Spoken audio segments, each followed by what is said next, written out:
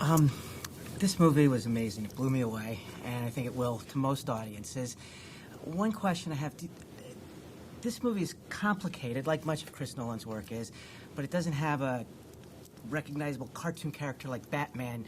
Do you think that it's going to be hard to get the word out initially about this movie? I'm not really worried about it. I think there's been a lot of intrigue as to what this film's about, and I think it's also important not to underestimate your audience. I think people are looking for something fresh and something new, something unique, something that is multi-dimensional in its narrative, and something that represents the unknown, which is the dreamscape. And all those things, I've heard people talk about it, and I've talked about it with my friends, and it's something that I would want to see as an audience member.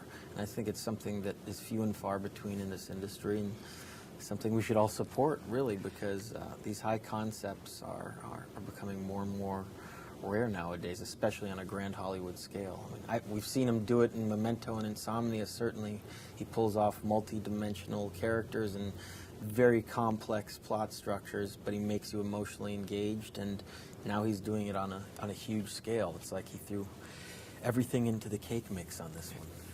Now, throughout your career, you've worked with some amazing directors, and how did you come upon this project? How did this project come to you? I just got sent a script through Chris, and I heard the sort of through line of the subject matter, but nothing really prepared me for what he was trying to do. I think it took him 8 years to sort of conceive this project in his mind, and he approached it in many different ways. And you immediately get riveted when you start to, and excited as an actor to know that Chris Nolan's going to enter the world of the human subconscious. And it's an incredible love story and a character that has a huge emotional arc, coupled with this giant heist that goes on, but it's all cerebral, it's all existential, it's all, insane.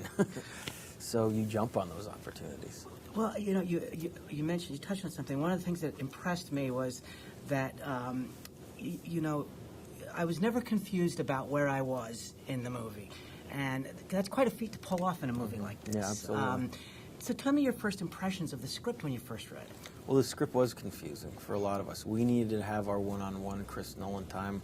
I spent 2.5 months with him sort of trying to get it, because it's imperative for me, obviously, as the leader of this organization and this film, to know in great detail what I'm saying to the group that I'm trying to get on board with. So I needed to know my character and the rules and structure of this Chris Nolan's dream world, implicitly. So that meant lots of conversations. I tried to take a traditional approach to researching this movie. I read tons of books about dream analysis, but I realized, no, this is the person who I need to speak to, and we need to create a character here that lives within this dreamscape that is realistic, tangible, and something that people can, truly relate to and get emotionally impacted by. So that's how I approached it, really, was through conversation. Well, I got to tell you, I think you all pulled off something phenomenal. And thank you so much. Thank you.